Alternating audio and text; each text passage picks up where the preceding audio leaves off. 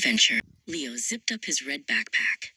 It was stuffed with his favorite rocket ship pajamas, his toothbrush, and his best friend, a fuzzy stuffed bear named Barnaby. He was going to Grandma Rose's house for a sleepover, but instead of feeling excited, his tummy did a nervous little flip-flop. "I love Grandma Rose," Leo whispered to Barnaby, holding him tight. "But her house isn't my house. What if the shadows are too spooky? What if I miss my own bed?" Barnaby, as always, just listened with his button eyes. When they arrived, Grandma Rose opened the door with a big smile. She gave Leo a warm hug that smelled like cinnamon and old books. "There's my favorite explorer," she said cheerfully. Grandma Rose saw the little worry wrinkle between his eyes. She tapped the tip of his nose gently. "I have a feeling you're about to go on a grand adventure," she said with a mysterious wink. "And every great explorer needs the right equipment." She led him to an old wooden chest in the corner of the living room. With a little creak, she lifted the heavy lid. Inside, nestled among old photographs and trinkets, was a folded bundle of 100 different colors. From the chest, she pulled out the most beautiful quilt Leo had ever seen. It was a patchwork of stars, moons, and swirling galaxies in every color imaginable. "This," she announced softly, "is a courage cape." Leo reached out and touched the soft fabric. "A courage cape?" he asked, his voice barely a whisper. "Of course," said Grandma Rose.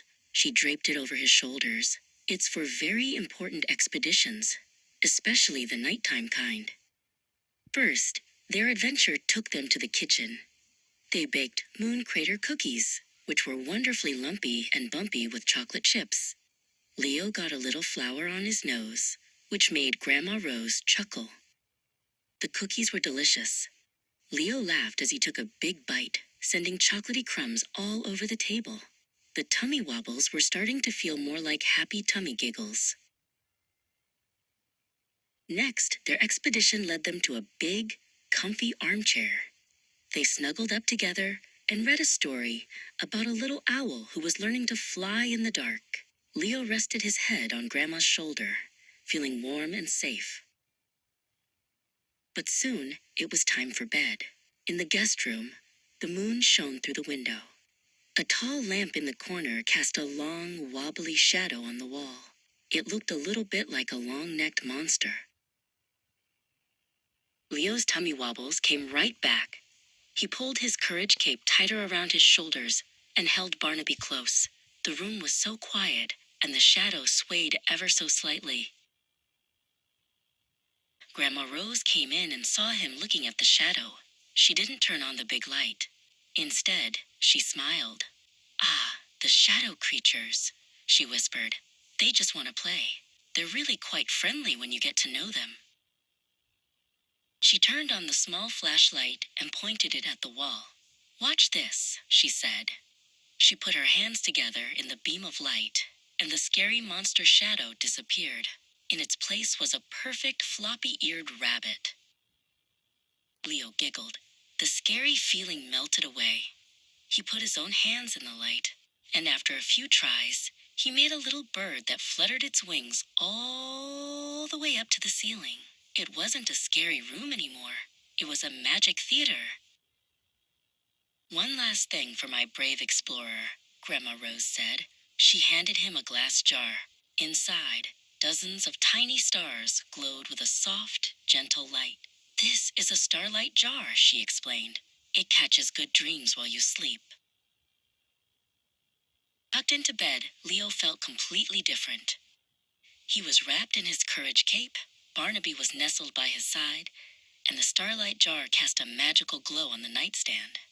The house made quiet creaks and groans, but now they sounded like sleepy, friendly sighs. He closed his eyes and imagined he was an astronaut, floating through a galaxy of soft blankets. Before he knew it, the sun was streaming through the window, and the delicious smell of pancakes was drifting up the stairs. He had done it. He had completed his mission. Downstairs, Grandma Rose was flipping a pancake. "How did my brave explorer sleep?" she asked. "It was a grand adventure," Leo said, running to give her a huge hug. The shadow creatures were friendly after all. As he packed his bag to go home, he looked at his courage cape and his starlight jar. He knew that a sleepover at Grandma's house wasn't scary at all.